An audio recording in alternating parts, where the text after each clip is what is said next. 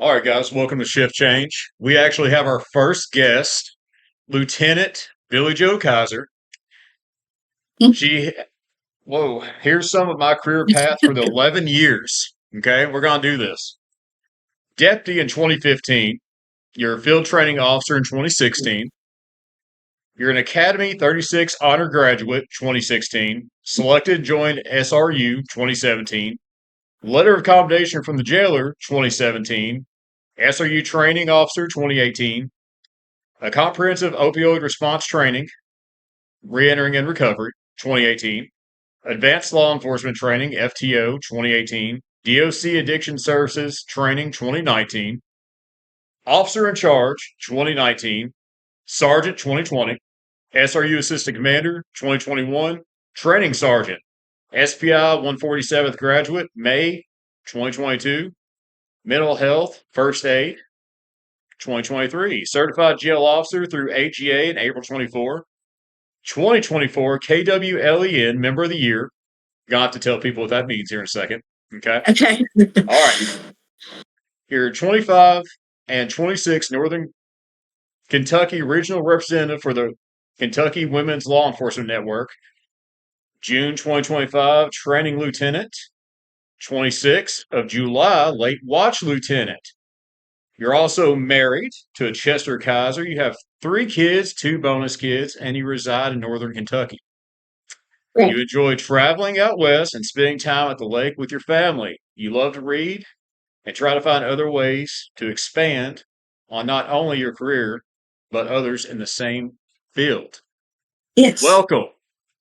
Well, thank you. You have like quite the resume here. I am jealous. I've been very fortunate in the things that I've been able to do. So, I'm yes.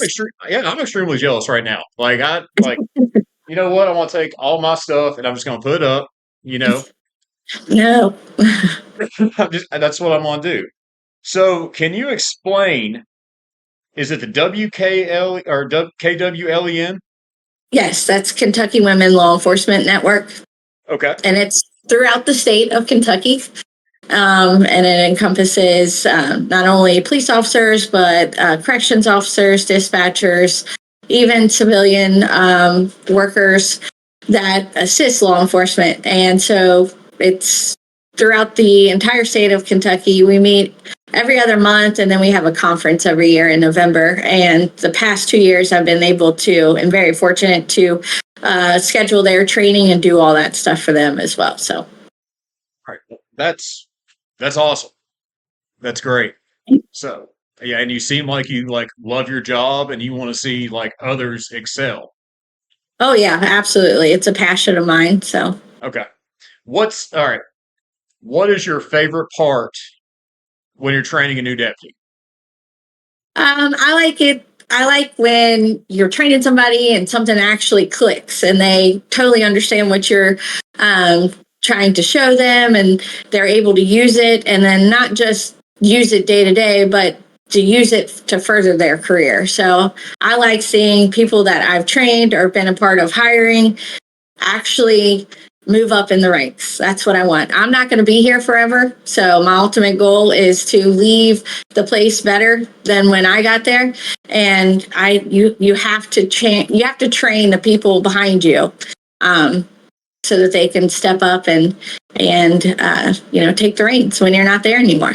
So that's probably my favorite part.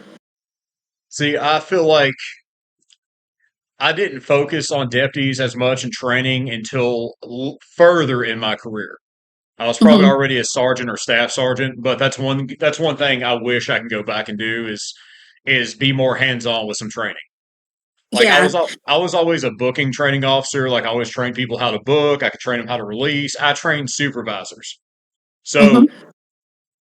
I should have spent more time with deputies. And when I became a captain, that's when I was like, okay, deputies on night shift, my deputies, this is how we're doing it. So I took a Mm-hmm. more hands on role on that side.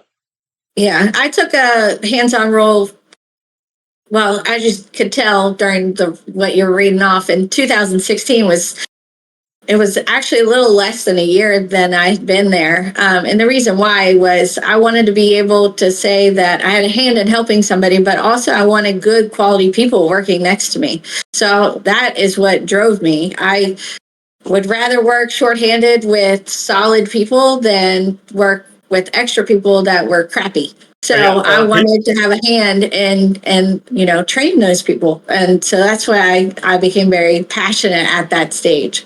Or people that you have to babysit. Like, man, this guy Yeah, is going to cost me a lawsuit. right. We're all getting subpoenaed sometime sooner or later because of this guy. Yeah, I mean, every yeah. jail has that person, and Oh, yeah. sometimes they don't even mean to do anything wrong. They're Right. just completely oblivious. And a lot of jails, in my opinion, a lot of jails just hand somebody a radio, hand them a badge. Hey, you have arrest authority now. Right. And Yeah. No. that It's does need to scary, change. really. Yeah. Like your facility, I've dropped a couple of inmates off up there before. Hmm. Beautiful facility.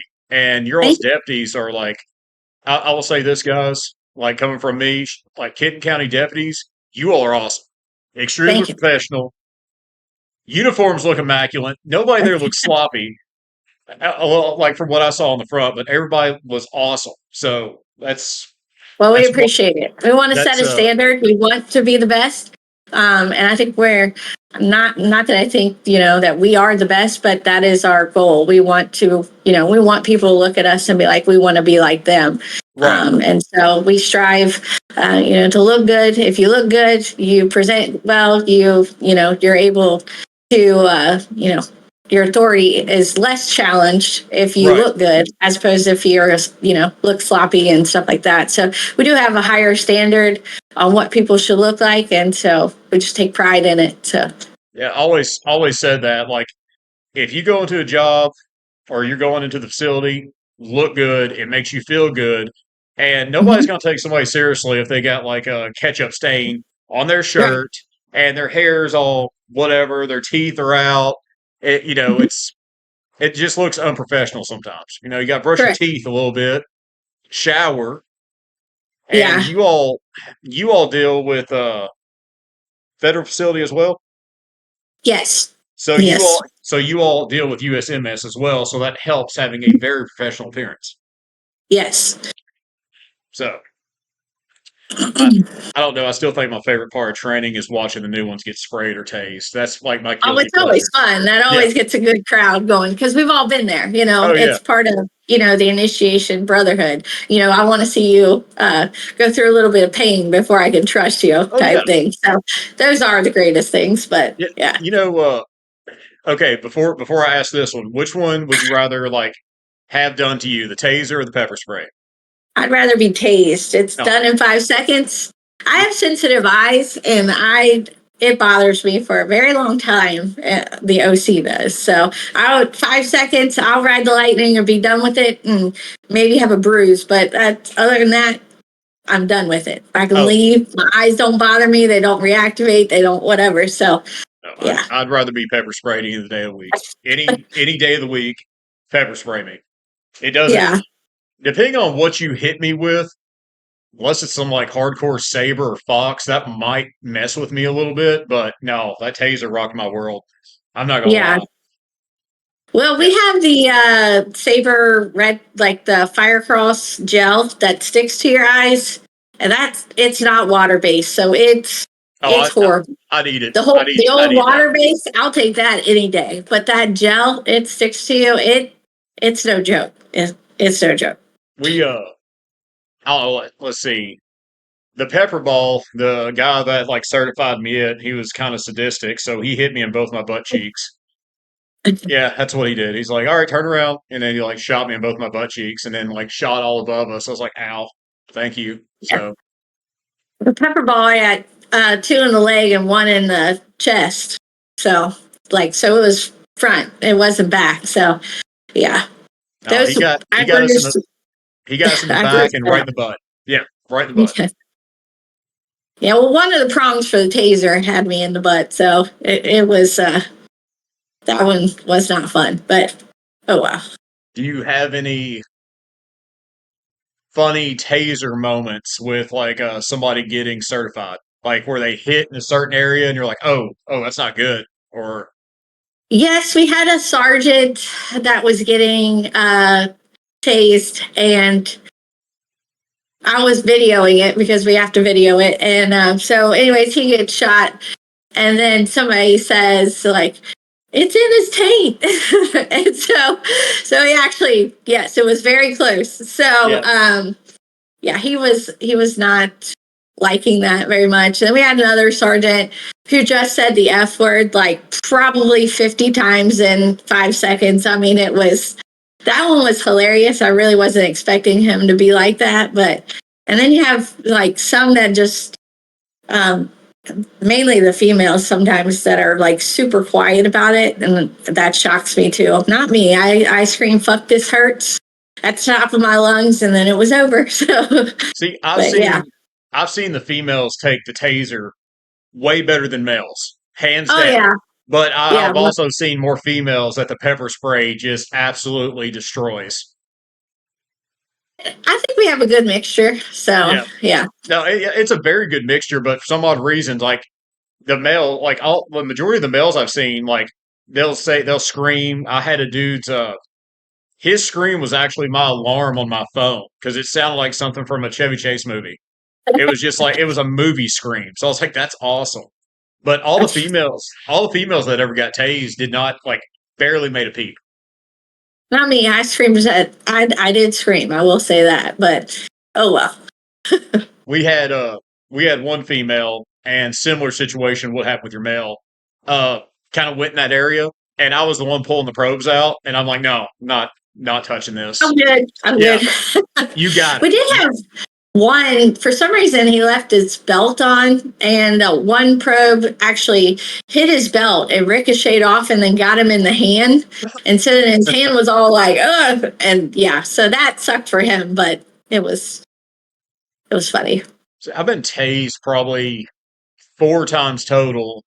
The worst was the see when I got certified at my original facility, they gator clipped us, right ankle, left shoulder. So you Oh, that's beauty. yeah, full NMI, like you fully locked up. Yeah. Uh one of the other times, deputy was spark testing their taser, and this was the old X26, wasn't paying attention and just deployed it. She says it was an accident. I don't know if I believe her or not. So to this day, but Accidentally on purpose. yeah, I it hate got when me those right happen. in the big toe, right in the big toe. Oh, wow. All right. So I do have a question from our actual podcast, Okay. our little Discord group here from Joey K. He said, I'd love to hear y'all's personal opinion on the complacency you see when it comes to trainees, as well as people with a lot of time in the department. Well, obviously, it's a thing that does happen, and you try to avoid it as much as possible.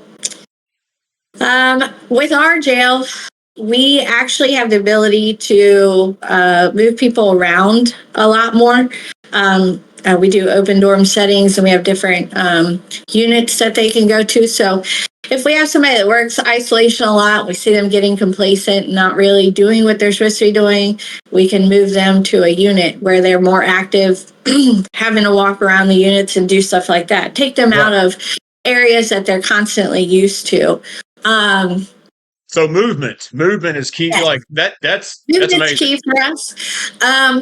Also, maybe just reaching out to them and actually speaking to them and be like, hey, what's up? Normally you're, up moving around, you're doing what you're supposed to do. I don't really have to look after you, but now I've noticed that I've kind of had to. Is there something going on? So, because you never know, people have things going on at home that, you know, sometimes when you have big things going on at home, you're not as active at work because you're thinking about it, that kind of stuff. So, we also have the ability to put them in different jobs. So, like, we have a court team, we have the lobby, we have a medical deputy, we have things that could take them out of the jail for a day, Okay. a transport deputy, that kind of stuff. So it might just be where they need a break from inside the jail.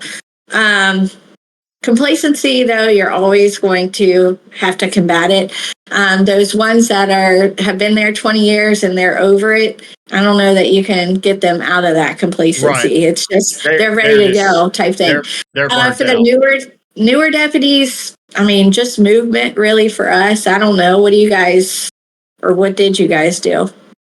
Honestly, from where my facilities I had come from were not as large as Kenton County. Like we had 300 to 400 inmates in one. The other one had about 300 inmates. So most you could do with them is talk. I mean, you just got to Mhm. like have a good heart to heart. And Yeah. if I mean, if I saw they were getting burned out in one position, which there they rotated post every Okay. couple hours, so somebody be on this side, this side. So I try to keep them up there. Like I was like, what do you want to do today? Like, do you want to stay in book? Do you want to book? Do you want to be on new side? What do you want to do? Mhm. So All right. we didn't have the facility like that to where we could move, and it was like we only had maybe 4 or 5 on a shift. So Okay. just if you were complacent that day, then I was gonna have to like have a talking to you. Yeah. Well, so we run 18 per shift. And that's not like our auxiliary deputies either, like those ones I just mentioned. Those, the lobby deputy, medical deputy, whatever, those don't Right. count on for those 18. So we were able to get to fully staffed. When we were able to do that, we were able to give the more active units a partner. So that actually helped us a lot. Um, just having an actual another fellow deputy in the unit with you and talking, having somebody talk to other than the inmates all night, because we are open dorms, so you have 70 beds. The inmates are walking around. It's not like you Right. can lock them down type stuff. So they're always constantly coming up to the red line. They want to ask you this, they want to ask you that type stuff. So at least for our people, they're able to actually speak to another deputy and have another one right there. So that has helped also with our complacency, just having a partner. See, what I would do if I had somebody new on the shift, I'd kind of put them with that person so they have like, hey, train this guy, show him how you do things. That Mhm. would actually like light a little fire under them a majority of the time. Or if I was working on if I was working on one of my projects, we'll say, I would have them help me out with that. I'm like, hey, Yeah. see if you can find this or help me look for this. Yeah, and we'll Or pull them for, we'll do like, we do so many searches per month as a shift. And so we'll pull those extra people that are like our extras in booking, extras in the right. units and stuff. So if there's somebody that I know needs to get out and get, away from the unit for a minute, we'll pull them instead of their other partner. And then they can help. It is fun to go through the inmate stuff and, be able to Yeah. take whatever you can take when you need to, so that stuff, it's different. So just trying to get them out of Oh, the way, oh away from the yeah. atmosphere they're wanting to get Cell away from pretty much. cell searches were always fun. And for the I people love them. oh yeah. And for Yeah. people watching this right now, if you have a facility investigator, any note that you find that has maybe a Cash App, Venmo, weird numbers, or like color coded stuff, hand them to your facility investigator. Okay? Hmm. Okay. Enough of that. I'll try. I'm not trying to like mention work right now, but you can Hey. find you. I found a lot of good things because of notes. Oh yeah. Yeah. They tell on themselves. It's all right there and And, right in front of you. On the notes, chirps, if you have tablets now, we have kiosk as well, and they'll try to communicate on that, and we catch it on that. You know, we listen to everything that they have. We look at every communication. We don't have chirps, but we now have the tablets. So they look at all communications on that. They tell on themselves. oh So yeah. Keywords I always look for. Any Cash App basically. You wouldn't believe yeah. Snap. Like I called a guy that had a cell phone, and it was because of his Snapchat. So he sent somebody a Snapchat name, and I add him. I made like some like I think it was beautiful baby 17 something. I don't know what it was, But he messaged me and it was like, "Who's this?" And I sent him a picture of me in my office. He's like, "All right, Cap, phone's outside the door. I'm packing my stuff right now." Yes, I love it. I love Yeah, it. I'll do that. I mean, one thing I can say with deputies is it's not all the times this way. They're already in jail. Okay, they're already there. They're already being punished. If I was doing a cell search and if the position I was in, I wouldn't do a search unless I knew something was in there. Okay. So I'd walk in there, and usually when they'd see me walk in, they would know, like, I set it by the door. Nothing's going to get said. You won't get in trouble. I said, I still got to search you all. You know, I still got to mess up your all's like house, but nobody's going to go to ISO. Nobody's going to get charged. And they knew I kept my word. So that's one good thing I Right. say is like, be the same person every day. You have to be the Absolutely. consistent. Yeah. If you're an asshole, be a consistent asshole. Yep. When I teach in academy, I say that I don't care what you are. You're either, you're a jackass or you're a really nice person or you're in between. I don't care what you are, just be that person every Right. single time. Right. Because your night's going to go better if they know exactly what to expect from you. Yeah. If you come in one day and you're a total jackass to them, when you're not normally like that, you're going to have issues. And But then if you come in every they're going to, day, you show them mutual respect, yep. you're going to have a good night. And then Generally. they're going to get to your business at that point in time. Right. They're like, what's Right. wrong? And you're going, and Right. like some deputies won't even pay attention to it. That's how they get you. It's like, my girl, oh man, what's going on with your girl? And then like, Right. yeah. And then now we're on a conversation where they know too much about you. Yep. So, yeah. I told somebody that one time, they, they gave this inmate like 5 extra blankets. They were really nice deputy, really nice deputy. I was like, so I went and got them. I was like, that's how it starts. Starts with blankets, okay? Then Yeah. it's going to be tobacco. Then it's going to be fucking crack, okay? You're going to be Oh, bringing yeah. crack in. Yeah. Like, it starts with something small. Something stupid that you wouldn't even think is a big deal, like on No, the outside. Like, who cares if somebody has 5 extra blankets? Well, it is a big deal. What are they doing with those 5 I have extra seen blankets? some fights, some hellacious fights over Uh-huh. mats. Yeah. So, Yep. and that's another thing that, like, this happened to me a long time ago. And I'm 6'3". I'm not a small guy. I was about 240 at the time. We had this inmate come in. He was AB. And I'm talking guy was like 6'8", like just 300 something. He was just muscle. That's all he was. And I was doing a check one day, just doing my little rounds. Well, I saw his mat.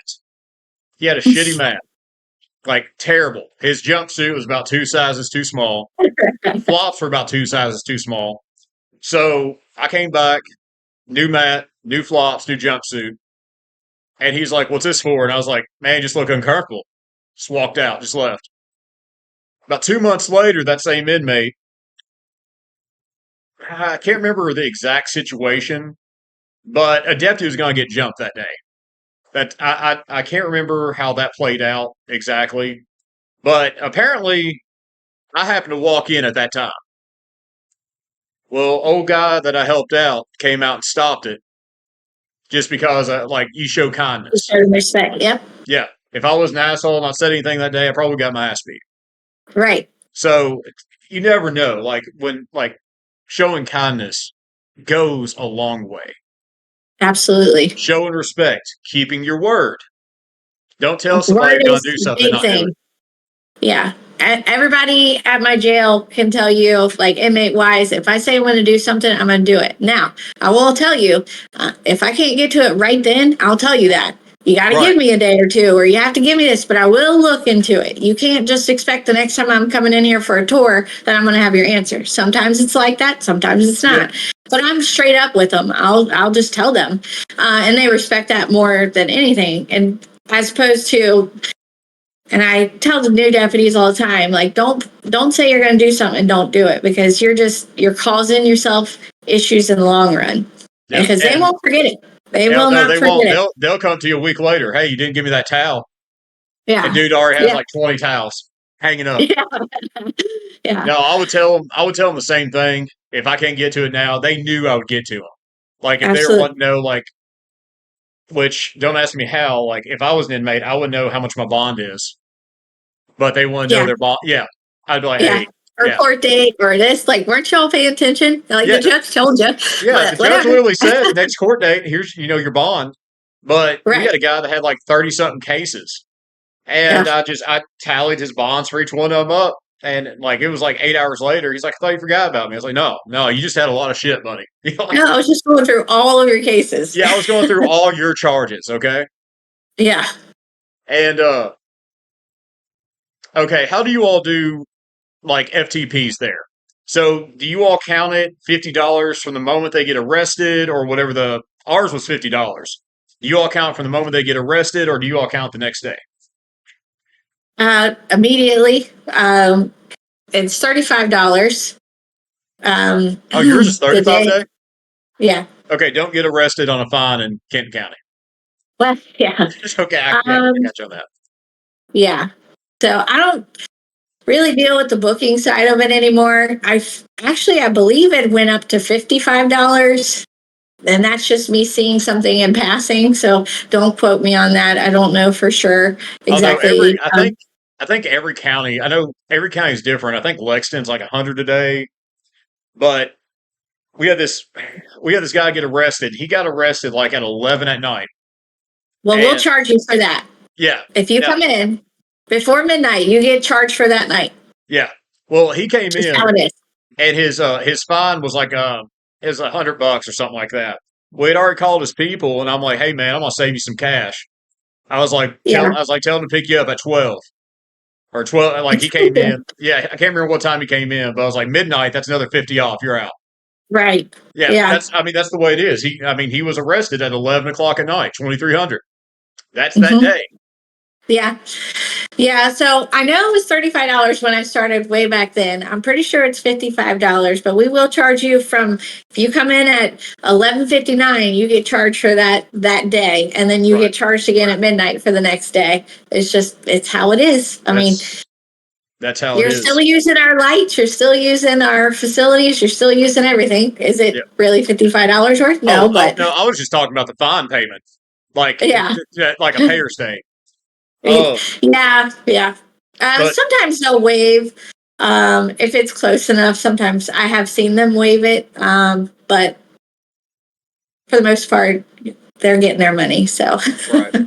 I had going back to complacency. There was times even when I was a captain, I still got complacent. There was like it seemed like some days I was like on point, and then some days I got too comfortable.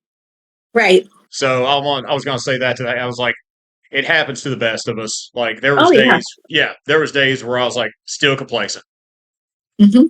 but over time I could tell when something like I had eyes in the back of my head. It seemed like if I walked into a cell, I could tell you Right. everything that was going to happen.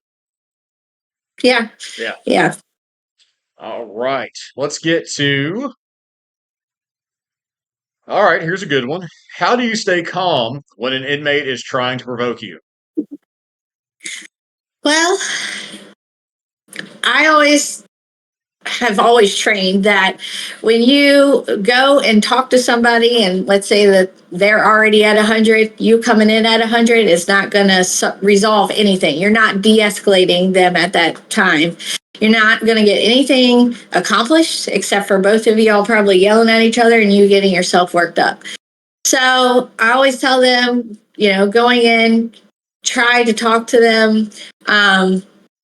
Try to de-escalate or figure out what it is that they're actually upset about. Generally, if you can do that, you can resolve the situation. Now, there are times when you can't do that. And no matter what you do, they're still going to stay at 100. They're going in a safety chair, or we're doing a cell extraction, or we're doing whatever has to be done at that point. But at the end of the day, I get to go home. Right. If they're upset about something, let them be upset about it. We'll figure it out. I always tell my people, like, if we end up putting somebody in a chair, it's just a report. Who cares? Let's handle the situation. Don't let them get you worked up as best as you can. Who cares if they talk about your mom or your dog or your kids or any of that? They're just trying to get a reaction out of you. And then once they get that reaction, they won.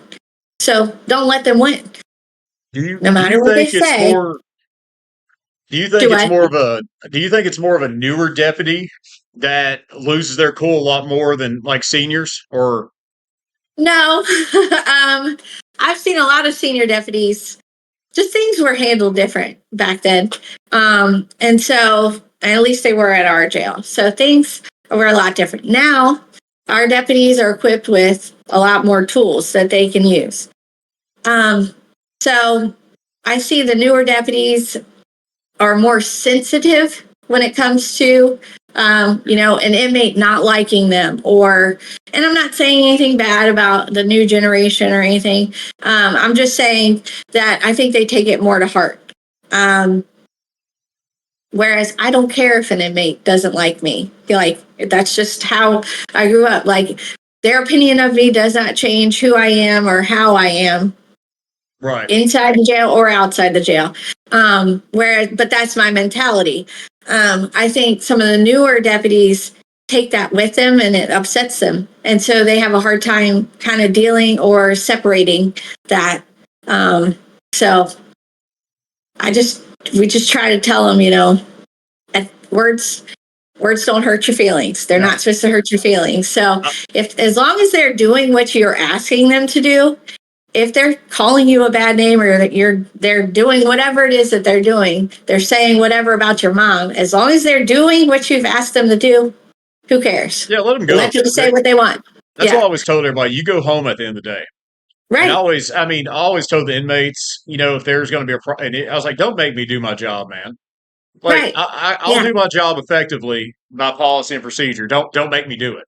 Yeah. I'll be And cool with you as long as you're, doing what I ask you to do. Like, I'm fine with you 100% until you make me have to do what yeah, I need to do. What yeah. my Now, next step. now you're making me do my job, man. Now I got to Yeah. do a report. It's like, what the Yeah. hell? And for the newer deputies that work booking, especially in some smaller county jails, Hmm. a sack lunch will fix 90% of your problems if you get somebody under the influence that comes in at nighttime. That will Yeah. solve 90% of the issues. Just go ahead, bring them a sack lunch, get them some water, they'll lay down. Hands down. Yeah, Promise. we are not allowed to do that at our jail. So um, we got to figure out different ways to Oh, do okay. it. Now I have given a second. I'm not saying that I haven't, but there better be a really good reason why you're giving that. But you're right. A lot of times they'll come in, especially if they're regulars, and let's say they've been drinking or whatever. Hey, yeah, Sometimes you under the just give influence. them Yeah, that.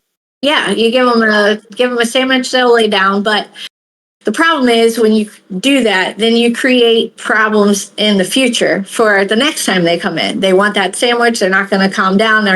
So that's why we've went away from that, because we were doing that for a little bit, and it was just creating more issues because when they come in the next time, they want it, they're not getting it. Now we're putting somebody in a chair because the last two times they got here, they right. were given a stacked lunch. Which We we didn't so really we didn't have any problems arise from that. Like, only time I really wouldn't do it is if like there was if the drunk tank was packed.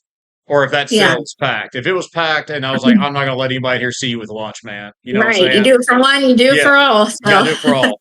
But then yeah. like, okay, like our job is the three C's: care, custody, and control. Now, Hmm. the counties I worked in, you kind of knew you had the regulars. Like, I know this person lives on the streets, Hmm. something like that. So when they come in, I'd be like, "Man, when was the last time you ate, man?" And they'd be like, "Okay." I was like, "Here, Yeah. get you some food." You know what I'm saying? Yeah. And got some like that helped de-escalate problems later on. Yeah. Yeah. We've had trays sit there and be like, hey, here, have that.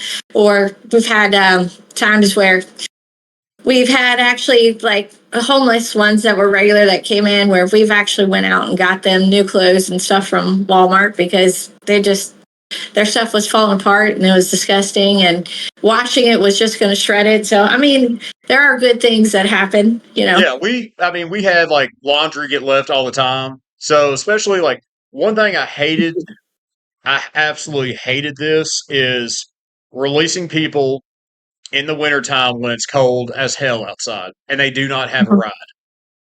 Yeah. I hated that because I was like, oh my God, something's going to happen. They're going to get out there and freeze and it's going to come back. Oh, yeah.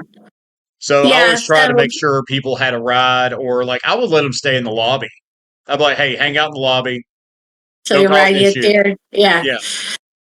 So we have a bus where our jail is, and you've been there, but the road, the main road is considered a highway. So we are not allowed to let them go before release unless they have a ride or they're getting the bus. So we have a bus that comes at 10 o'clock and 3 o'clock, Monday through Friday. And then anybody else would have to actually be picked up. Right. So they are not allowed to actually go outside of our facility unless somebody comes inside and says, hey, I'm here to pick up so-and-so, or you're catching the bus. Okay. So that saved us I do in the like winter that. time. Yeah. Yeah. We, But we I also mean, have, I forget who it is. I think it's a church service that drops off clothes and stuff for us, because there are people that get arrested without shirts on and pants and everything else. So if it is cold, we know that they are getting on the bus and they don't have a shirt or they don't have whatever. We will make sure that they have clothes before they go outside. right. So I've taken people to the hospital before that I mhm. have Yep, released.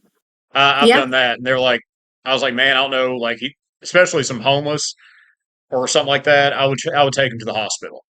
And yes, like a yep. lot of times, like you think you're helping doing that, but then the hospital, like they just wander around or they get kicked out of the hospital.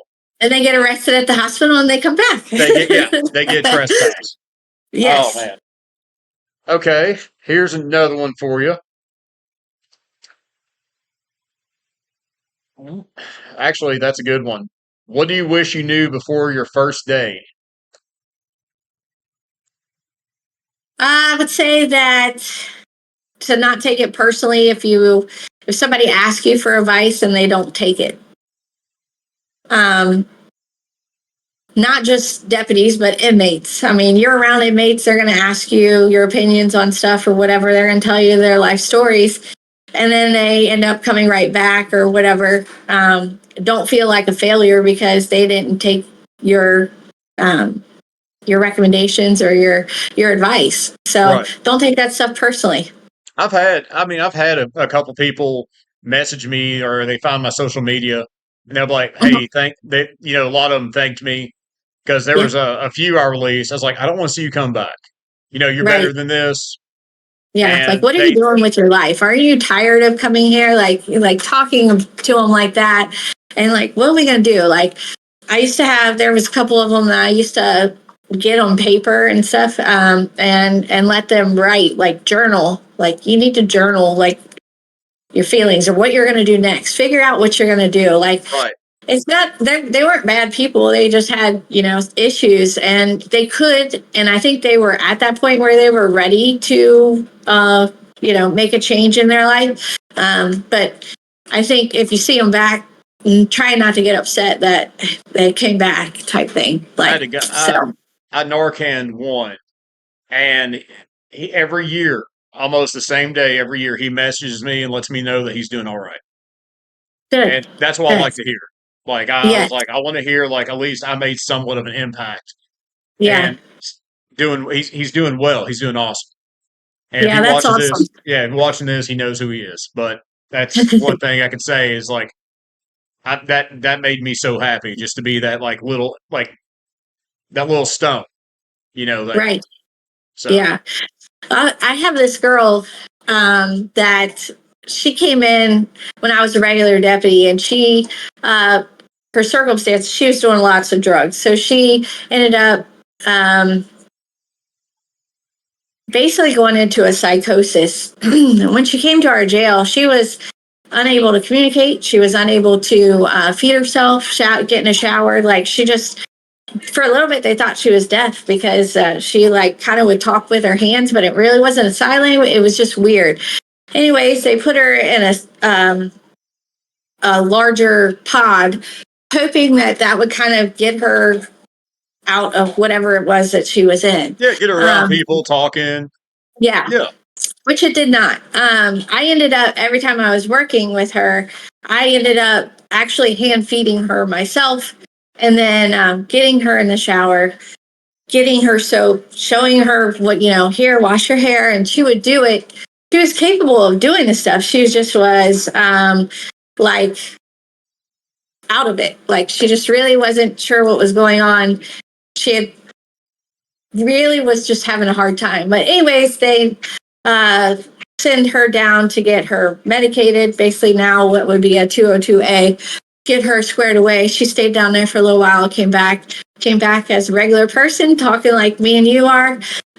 Completely different person, very intelligent. So she gets out, comes back a couple months later. I come in, I'm doing overtime at 3:00 in the morning. They're telling me like what they have going on, and there's a suspended booking in B2. They think she's deaf. She's not talking to anybody. She can't respond. But hey, have a good night. So I'm like, all right. I go over there, open the cell door. It's her. She says, "Hey, Loudon," which that's what my name was before I got married. I said, "Hey," and they're like, "Oh my God, she has not talked to anybody. We thought she was deaf." And so I said, "Have you guys? Obviously, you guys haven't got her booked in." So I went and got the booking sheet myself, had them printed out, and I went in the cell, sat down with her, asked her the questions, got her booked in essentially, and then anyway, she does her time. She goes to a program outside of the facility, and I hadn't seen her in several years. So another inmate says, "Hey, do you remember inmate so-and-so?" I was like, "Yeah." And they're like, "Well, she's doing really great. She's actually head of a security team down in Lexington, doing amazing." She reached out to me on social media. We actually had lunch together, but she sat down and was like, "I remember you feeding me and you doing stuff, and because of you," and there was other deputies obviously that helped her as well, but because of you and what you did, you inspired me to do more and be more. I wanted to get my kids back. I wanted to make something of myself. And the way you carried yourself and the way you just were a human to me, your compassion drove me to be in something law enforcement style. So she runs a big, security thing down in Lexington. She's doing amazing, has her kids, has her own house, has just been clean for several years, doing great things. And I love that I was part of that. Yeah, that's what we love hearing. Everybody thinks that we just turn the key and lock them in. No, Right. there's way more to it than that. Oh, yeah. We're therapists. What Yeah. else are we? We're therapists? Some days, we have. That's why I always tell my new deputies when I was training them. I was like, you'll have 50 different personalities in Oh, the yeah. span Definitely. of 2 hours. Different hats Yeah, every second, because really. you'd have to walk in here, talk to this person like this, talk to this one like this. Mhm. Like my Yeah. accent changed. I'm not gonna lie to Yeah. you. If I talk to somebody around like where I'm from, I was like, okay, my accent's changing now. And I'm going back Yeah. to roots. Well, Uh, sometimes you have to, but you wear many hats, so you have to adjust, so. we what's like a funny what's a funny interaction that like you've had with an inmate? Like just something off the wall that you just like laughed your ass off. I don't know. I have a lot just because I say off the wall stuff to them just to like kind of throw them off. Yeah. Just last week I was doing a tour and I noticed two inmates in the corner and they were doing push-ups and stuff. And so I ended up we have PDLs, pass down logs. So I was signing that and I was meeting with my deputies that were in there, just making sure they were good. They didn't need anything. Afterwards, the kid was like, started to walk up and I was like, "Hey, come here." And he thought he was in trouble, and the lieutenant's like, "Hey, come here." He's like, "Me?" I'm like, "Yeah, you." And I was like, "Yeah, I just want to let you know, like, none of those reps counted. You got to extend out." Like, he was just so flabbergasted. But I don't know. There was a fight in a unit, and just because I'm, a girl, I'm going to get in it. There are some females that don't like to get in it, but that's not my personality. So That's fair. That's fair. So I responded to the backup that was called, and they were actively fighting. Anyways, I ended up slamming this guy on the ground in the heat of the moment, and then I get him handcuffed and I stand him up. Well, at that point, I noticed You controlled his descent to the ground. Is what you did. I did. I Okay. assisted him to the ground. And anyway, so when I stood him up, I realized he was about 6'4", and I'm 5 foot. And I looked up and I was like, am I going to have any problems out of you? And he's like, no, ma'am, you just embarrassed me in front of everybody here. So wherever you want me to go, I will go there. And so, I mean, that was kind of funny, just the way he said it. Like, also, I just at the moment I didn't see that he was 6'4". I just saw that he was actively fighting, and we needed to separate the situation. Right. But it wasn't. It was funny to me because he was just like, "No, ma'am, you just embarrassed me." So, but I mean, I have lots of funny interactions with them all the time, just because I joke around with them. That's kind of how I build my rapport with them a lot. So you never know what I'm going to say, and they have a good time. The day shift captain was monitoring video visits, and don't ask me how I acquired this, but I found a little like 3-wheel tricycle thing outside the jail. So I put some lights on it, and I went down the hallways going wee woo like that. And about that time, they were doing meds. I think somebody was getting meds. And you see me on video visit going down the hallway going wee woo like that. Done some You gotta have fun. yeah. You gotta have fun. Like the whole atmosphere is not, it's not designed for fun. The people that are there don't want to be there, and so you gotta make light. You gotta have a little bit of fun. Otherwise, you're never going to make it. Night shift. Night shift, you're kind of left to your own vices. The fact that I was trusted at nights, like, I don't know what they were thinking sometimes. Like, me? Really? Yeah. I mean, we had, like, every jail, I think, has, like, the AC or heat never works the way it should be. Like, some jails are just, like, some pods or cells are just hot. Other ones are cold. Yep. Yeah. So we had we had a chill group in the tank, which I'll try not to say drunk tank. We had a chill group in our intake cell. And I was like, hey guys, I'm going to leave this door open. As long as everybody's cool, I'll have a fan here, all this other stuff. They're like, get some cards or something. And it was like, no, it was a dead night that night. Hell, we just sat there and played cards for a second. Yeah, just. Yeah. Yeah, when I was working the units, I would play cards. I wouldn't sit down. I would stand up so I could actually still see. And I'd play a hand or two and then, whatever.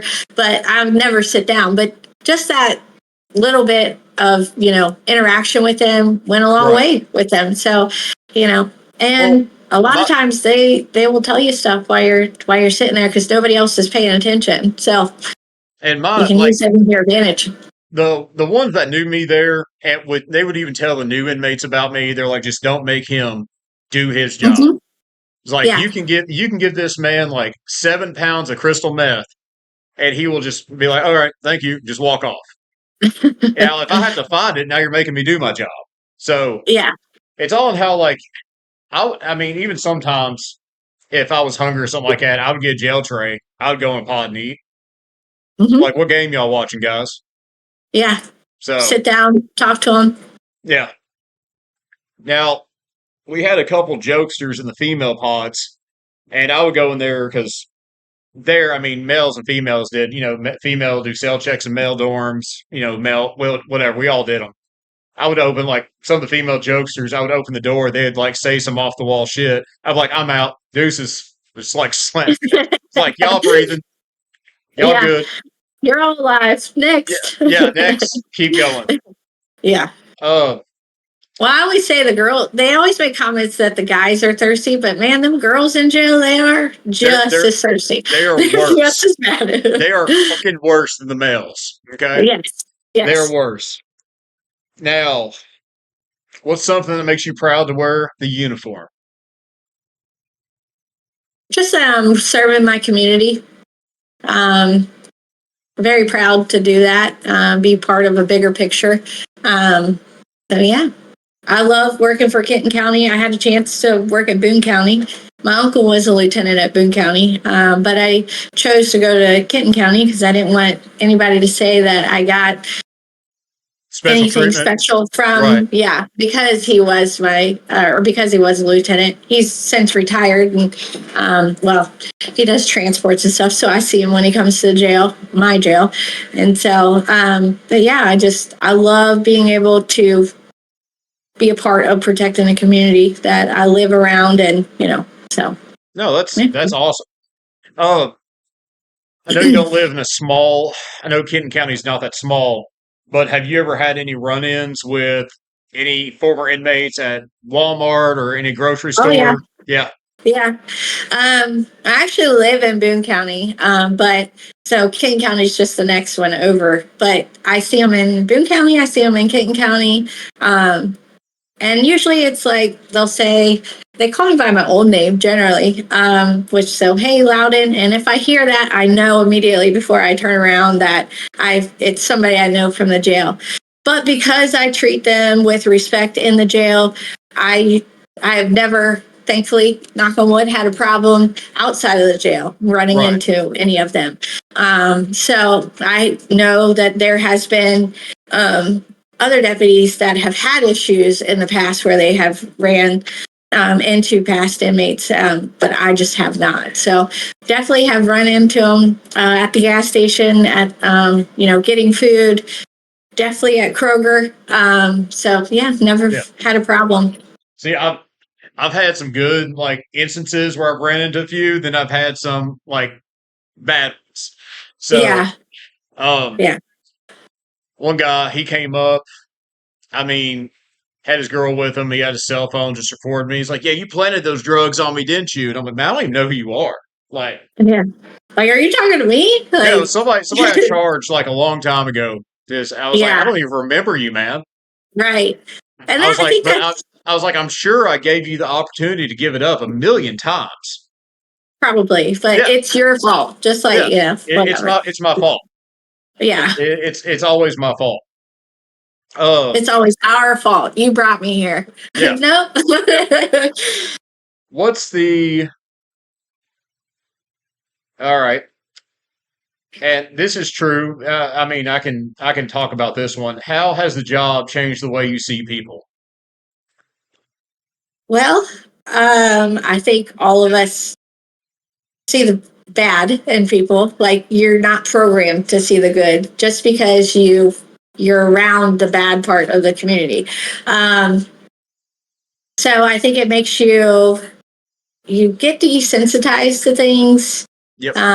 things that would bother like a normal person who works at a bank or whatever. To you, it really doesn't bother you. You just let things go. But I don't know. I think you just got to roll with the punches. Yeah. Yeah. I've like I have I've seen two people like I was just happening walking past I was shopping in Walmart, just walking past an aisle, two people were arguing. I was like, "Hey," like instantly. I've done That that too. Like, you know hey, what I'm knock saying? it off. Hey, knock that Yeah. shit off. Like that. And they I just can looked tell you at me and this. they stopped. I was just like, "Hey, knock that Yeah. shit off." Yeah, I'll say that too. Like, that stuff kind of like irks me. Like, if I see people arguing or whatever, like my attention's actually drawn to it, or I see it before it actually Yeah. starts to happen. So I'm obviously more hyper aware of things that are going on around me. But I have obviously I have teenagers, so if I feel like they're hiding something from me that they shouldn't, I have tossed their rooms before. So which it happens. You It shouldn't do happens. that. Yeah. But, It you happens. should have gave it up when I asked you. I So, I you do know, miss the good cell searches. I do miss that. yes. Well, that's part of my SRU. I mean, I've been on it for a very long time. I love searching. I love doing that kind of stuff. But like you, if I ask you to give something up that I know that you have, and you're adamant that you don't, well, I'm going to find it. So Right. you're not going to hide it from me. Well, But I was a pretty good investigator. So I already kind of knew the answer. not toot my own horn here, but I knew the answer 90% of the time. Yeah. If I'm asking, I already know. Yeah. Generally. So and a lot of the old dogs that knew me, they'd be like, "Man, just set it by the door. He ain't gonna do nothing if you like give it up." I was Yeah. like, "Yeah." Oh, we'll leave off here in about 10 more minutes, but You're good. You're good. I'm on night shift now, so I'm used to staying up a little bit. that's fair. I'm having fun, so like this is great. Yeah. What? Okay. What's something people outside the jail completely misunderstand about the job? Now, you and I both can like discuss this. Well, we could discuss this probably for hours. Yeah. I mean, everything. I think they think that we don't care, that we don't make sure that their basic needs are met. I mean, all kinds of stuff that I can list. I can tell you what we've done to combat that. We actually started a Citizens Academy that is a 6-week program, and anybody in the community or outside the community, honestly, can sign up for it. And each week we break down everything in the jail, our programs, from feeding them, what they get fed. We actually feed them what the inmates are fed. We give them a tour of the jail. We go over how much things cost and literally everything. Our training, everything's broken down for them in this 6 weeks. And so we've had 2 so far, and I think there's been like 16. It's just at the jail, not at other law enforcement agencies. So, and they've actually been able to come in and kind of see everything broken down and what it takes and everything that goes into it, because we are the biggest line budget in our county. I mean, our budget is $25 million. Where does that money go? So we want transparency. You want transparency. Yes, You we want to see definitely where want the to be money goes. transparent. Anytime anybody in the community actually wants to do a tour, as long as they can pass like a quick background check, because I will do that, then we will take you around the jail. We'll show you what it looks like. Just anything that you have questions on. We are very transparent with anybody that wants to see anything in there. So I think that has really helped us. And those people that have been at that Citizens Academy have shared that on Facebook and basically has opened their eyes. Some of those people are on boards or like city councils and within the cities that come to us. So that has really opened a lot of eyes and helped us with that. But I would say a lot of people don't know what goes on inside of a jail. They just have what they see on TV, and some of that stuff is true. Some of that does happen, but I also think that when things go bad, those are the only things that are highlighted, whether it's in the news or on Facebook or this or that. There's a million things that have to go right in a day that nobody sees. And I wish they could see that a little bit more. So I wish jails would highlight those good things that happen. That's why I started a lot of the things that I had started when I was the training sergeant and training lieutenant. There was a lot of things I wanted to bring the light. I wanted to get us out into the community more. And I was able to do that. See, we would help out with like shop with a cop.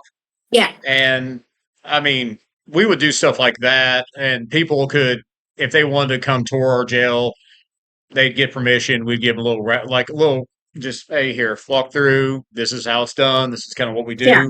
Well, I think the public does need to see more of that. Because like you said, they only see the bad. They don't see the good. Right. Or they don't see one of us getting injured or anything like that. And that happens way more than it should. Right. So you're right. We just go in and turn the key. Yeah. Yeah, and I think they forget that somebody always has to be there. Like we're open 24/7, so somebody always has to be there. And I think they think when they, Main controls operate 24 hours a day, 365 days a year. Yeah, everybody's always there. And I think they just, forget that people are still there watching over and making sure that everything's going the way it's supposed to be.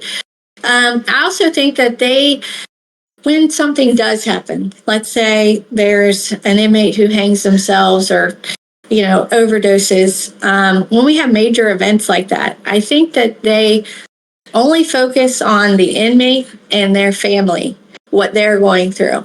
I think that they never focus on the deputy that had to give CPR or found the person hanging, what they have to go through. Right.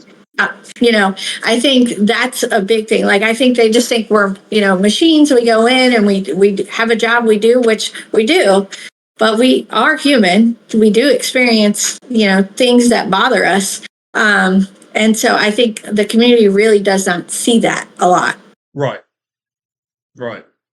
And a lot of, I hate saying it like this because I've been around it, and it's not every single one, but other law enforcement officers, the way they look at jailers Mm-hmm. or correctional Yeah. officers. Yeah. Yeah. Like you got some good ones that like have done the job, they know it, and they're like, and then you have like others that are like, oh, well, I couldn't do your job, ain't no way. Right. Then you have some that Well, are like, I really wish that it was part of their training that they actually had to come and sit inside of a jail and maybe just sit in booking and kind of experience what it's like when you, as the cop, rile them up and then just leave. And then we're dealing with the situation that you created type right, thing. And that, yes, we'll deal with them sometimes. Sometimes it's just a matter of you leaving, we'll be fine. You get out of the Sally Port, we'll be all right. And a lot of times it's us dealing with that person for hours because you created that situation. we, I was very lucky that our jailer is a retired police chief. And then the guy that was helping me do our backgrounds, he was also a retired police chief. And both of them have expressed like, there is no way I could actually do the job that you guys do. Like, they never thought of things that we've had to deal with. But now that they're in it and they see it, they have a whole new respect. And what I like about it is the fact that they talk to their police buddies and express that kind of stuff and give them the opportunity to come and see the things that we do deal with because of situations that are created outside of the facility.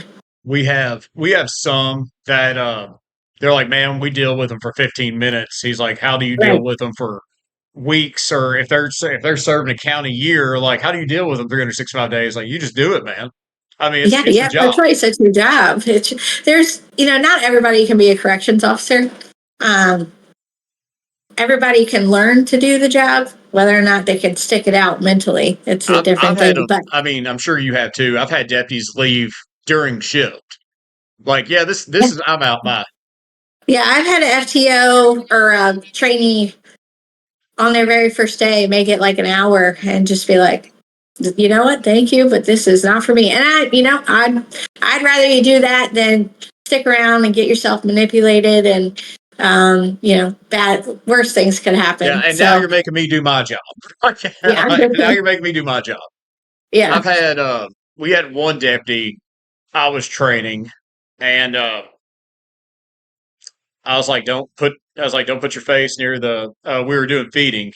I was like, don't Yeah. put your face near the flap, and motherfucker did shit all over his face, and Yeah. he left. I was like, told you not to do it.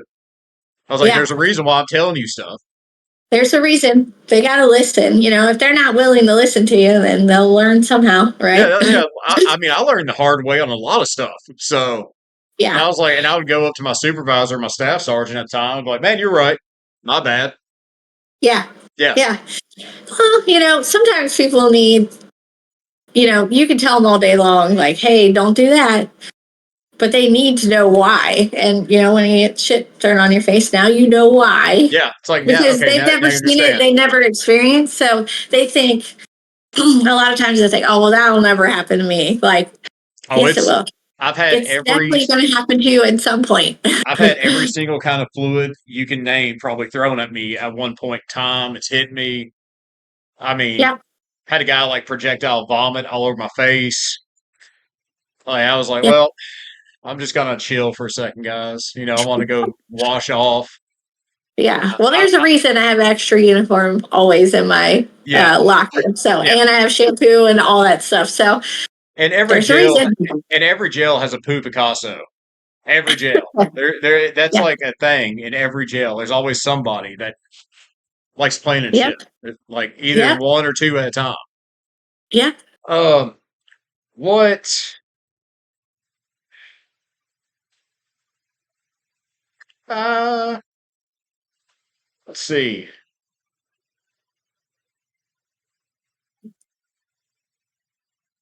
What is?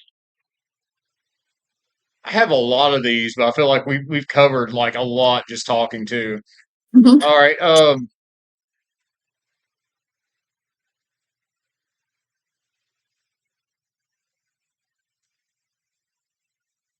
What skills would make somebody good at this job besides being physically capable?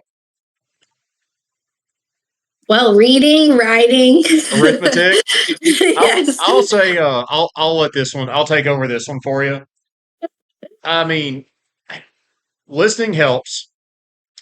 Yes. You gotta you have to learn how to like how do I say this? You have to learn how to switch your mind off and be somebody else Hmm. a majority of the times. Like you put yourself in autopilot. Um, Patience. That's probably the number one. Lots of Hmm. patience. What else? Yes. What else you got? Patience, communication skills. Learn how to switch your brain off. It's a Hmm. job. Don't make it personal. I mean, Right. that's I the was going to biggest say, thing. Yeah. don't take stuff personally. Just figure out what the problem is and try to solve it. My dog's over here trying to make me pet her, but all right. um, but I think our biggest problem is we have people that cannot write a report. Like Oh God. they really need help with it. Now, if Yeah. they could text the report in the shorthand stuff that they do these days, they would be fine. But Yeah. I'm It's like like, no, you then actually the have to inmate said, articulate. "LOL." Yeah. What's this word? And they'll Yeah. tell me, I'm like, yeah, spell it. Like, do I, you know how to spell it? Do you need help? Like, um, I've told deputies that. I was like, I'm not allowed to tell you what to put on your report. I was like, yeah. I can't tell you what to put. I can't tell you what But to if you, write, but I can help yeah, you if you need it. like if you need help spelling a word, I will help you Yeah, with that. I will help Yeah. you with that. That's the Yeah. only thing I can do because it's in your words. Right. Yeah, I was Yeah. like, I can't tell you what to do. I've had Yeah. I have one deputy, and this guy, he was from the mountains, like big bear of a dude. We have questions that we'd ask you when you get it when we'd ask the arrestee before you come to the facility. And he would always come up to me. He's like, "Wells," he's like, "I can't read it." He said, "If you just do, I'll do everything else." And dude was like the Goon. He was awesome as hell. But yeah, he'd have those deputies come in like that. But I couldn't refuse the Yeah. guy because he was the probably the best worker I ever had. One of the best workers I've ever had. Yeah. Yeah. Yeah. He would just ask me to read that and that's it. Yeah. So like I mean, And as long as you're truthful about it and you're able to ask for help, I'll do anything to make your job easier. I just had a guy in the academy who was he's severely dyslexic, and he also was from the older generation. So when he was growing up, he really didn't work with computers much. So I had just switched over our academy. Instead of them getting a binder, it's actually on a Chromebook now that they can take home and work on stuff or whatever. So he was having a hard time with it. And so he was asking for like extra time with stuff. And I noticed from like a test, his writing skills were not very good, like his spelling and stuff like that. And when he came up and was actually like had a conversation with me, I was like, hey, we'll do whatever we need to do to make sure that you have your accommodations that you need. If you need extra time when we're taking the test, that's right. fine. It's like Um, just be yeah, honest and straight up. just be honest with me. Yeah, yeah. Yeah, we So, would and those guys are like usually the ones that are the hardest workers. It's yeah, like I mean, Yeah. What? Okay. What's your favorite type of training? Like, what training do you like? Like, mine was firearms. Like, when we got to go, we get like certified. That was my like favorite part. Um, I would say my favorite part or my favorite training is like searches. I do a two-part, so I'll do the searching went on person, so like patting people down from the intake, breaking it down exactly how I want you to do it. And the reason why is because when I first started, we didn't have a body scanner. You relied on your skills. You relied on reading people, their body language, how they held themselves. Did they rock? Did they answer your Yeah. questions? The ones That that kind of started stuff. with a scanner, that's a cheat code. That's a straight fucking cheat Yeah. code. And so, like, I'm very particular on how you should be searching inside of the grill. Now, I'm not saying that they need to do it exactly how I show them, but they need to be systematic. And so Right. that's what I really preach about it. So I really love teaching that. And I also love teaching how to do incels because I'm old school. Like, I'm walking away with something. I want to walk away with something. I want you Uh, to walk away with something. yeah. I was Um, like, I don't care if it's an extra sheet. I was like, you're finding something yeah. today. Yeah. So I really love the search part of it. Not everybody's comfortable with searches, but seeing them get to the point where they are comfortable with it and doing it. I mean, searching is one of the biggest things that you can do to keep your jail safe. So We I'm really big on that. we had a dormitory that was outside our facility for the Class D guys. They would go out and work. Mhm. So my first training situation dealing with searches, I patted down 250 men and unclosed search. That was Yeah. like I was a master after that. Like at 250, Yeah. okay, I'm good. I'm good now. Yeah. Yeah. He's like Yeah. he's like, hey, come on, Wells, we're gonna go train you on searches. I was like, oh, okay, I get to pat somebody down now. He's like, oh yeah, you're gonna pat about 200 now. Yep. So I was like, Yeah. So I love that. I mean, I love all different types of training. I like going to different trainings. I'm very fortunate. We have at Kenton County, we have about a $40,000 training budget. So we do a lot of trainings outside of the facility. We bring trainings inside the facility. Um, so I anything I can learn, I want to learn, and I want to expand. I want to get better. I want to have more knowledge. While I'm there, I want to take advantage of it. see, So that's why I like the jailer conferences. I loved going to the jail conferences just because I yeah. I could pick up something new and bring it to my facility. Oh yeah. Like Yeah. there, it's like okay, when we do when we do our firearms training, we're going over this today. I was like, when I do Yeah. pepper spray, we're going to do this today. Like Yeah. when I got pepper sprayed, I had to run through a course. Okay. Nowadays, like a majority of jails, they spray it on a Q-tip and put it under their eyes. Yeah, no, No, we still spray. Now, if it's during the academy time, we'll ask them like a question from something that they've learned so far in the academy. Or after they've counted down from 10, then they get their question. If they can't answer the question, they have to do 10 push ups, that type of thing. okay, If the training's outside of the academy for some reason, they will, count down and generally then they can go to the water because we do stuff a little bit different in Kenton County. So we'll do you get hired. You'll go through 5 weeks of FTO training. You will train on each shift. So let's say you're going to third shift. You will do a week on day shift, a week on mid watch, and then your final 3 weeks will be on late watch. so We do that for you all have three shifts. yes. Okay, Yeah. So, and the reason we do that is for a couple things. If you're staying over for overtime, you need to know what the hell you're doing. So it's nice to know what the other shifts, what their schedules are. Also, just because you start out on third shift doesn't mean you're always going to be on third shift. So it gives you an idea of what the other shifts look like. Every shift is similar, but they do have things that they specifically do. So it's nice to see that. right. Um, Once you get past that 5 weeks of FTO training, though, you are then on your own. and you will go within the first year. We will put you through an academy. The academy is 4 weeks, so you will get 9 weeks of training. It's just separated during that 4 weeks of your academy. You're going through firearms training, getting sprayed if you haven't been sprayed before hand. Like normally, we'll try to do it before we even get to the academy. That way they at least have a tool that they can use. Doesn't always work that way, but we are caught up. Everybody's OC, except for 2. Well, they just hired 2 more. We are fully staffed, which we have not been fully staffed for a very long time.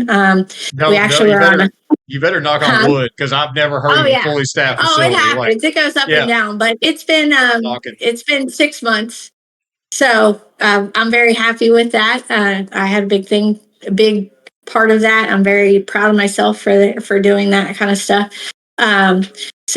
Which now I've handed that over to somebody else with going to Late Watch. So I'm eager to see kind of what they do. Also eager to see and hope that, people appreciate the work that goes into that. So, yeah. Awesome. Well, before we jump off here, is there anything like particular you want to say, like to the newer generation or anybody watching? Say, if you're new to it, give it a chance. Don't get in there. I mean, you're going to have good days. You're going to have bad days. So get in there, give yourself some time to get adjusted to the atmosphere. You're walking into an atmosphere that you have never seen, generally, never been a part of. Some of these people that we're hiring have never even been hit in the face ever in their life. Now we're asking you to go in and be around criminals who could potentially assault you. You can potentially assault it. Yeah. So give it some time and multiple times in one day. Who knows? Oh yeah, it could be like that. Hopefully not, but and rely on your experienced staff, not just obviously your FTOs. They should always be there to help you, even when you're out of FTO. But you need to lean on all of the staff. Nobody's expecting you to know how to do absolutely everything from the start. And if you make a mistake, own up to it. Don't ever try to hide anything. 9 times out of 10, they can generally save your job if you do own up to it. But when you try to hide it, that's when you screw yourself. So, and if the job isn't ultimately for you, just give it up. Don't stick around and try to make it work for you, because you're going to be miserable and the people that work with you are going to be miserable. But I think in the long run, if it is the job for you, try to have fun. Try to still do things outside of the facility with your family and your friends. Get community connections other than the people that you work with, because you do not want to isolate yourself. And by just hanging out with the people that you work with at the jail will isolate you. Stay a part of the community, whether it's church or, you coach football or cheerleading or soccer or whatever it is that you like to do. If you like to go to the gym or you like any of that kind of stuff, stay active that way, and keep your mind right. If you need to talk to somebody, go talk to somebody. Don't ever think that you're weak because you do need to talk to somebody. What affects me might not affect you. We've all had situations where we've had to deal with, and I'm fine dealing with them, but the person that's next to me isn't dealing with it very well. So if you recognize that your partner needs help, get them resources, tell somebody. I would rather you tell somebody and get them help than not tell somebody and something happened to them. Just take care of each other, take care of yourself, get help if you need it, talk to people. Give the job an actual shot. Yeah. The gray line sticks together, and most people don't realize that. Yeah. Well, thank you for being on Shift Change. Thank you for having me. And Yeah, it's going to be awesome. Well, I'm having fun with Good this. luck to you. Good luck to you. I can't wait to see the rest of your all's interviews, and you're going to do good things. So, and I if you had like ever, I had a brain freeze moment where I was like, "Welcome to shift," or "Thank you for coming on shift change." It's like, oh yeah, yeah, I'm like, I am. I don't know. I'm not night shift anymore. Maybe I'm just getting tired. yeah, that's right. Well, you're like 8:45. I'm like, really? Yeah, Why? yeah. 8:45. Oh, okay. So, Yeah. but no, thank you for Well, being on it's here and sharing about yourself. And like I said, your facility is amazing. thank you. And anybody from Kenton County that wants, that wants to come talk, they'll get first in line just because All right. that every time I've ever been there or done transport, that is probably the most professional place and friendly, everything. Like I had zero complaints. So, Good. I'm glad to hear it. Well, if you ever need anything, please reach out. So you have my number. So all righty. Well, thank you. And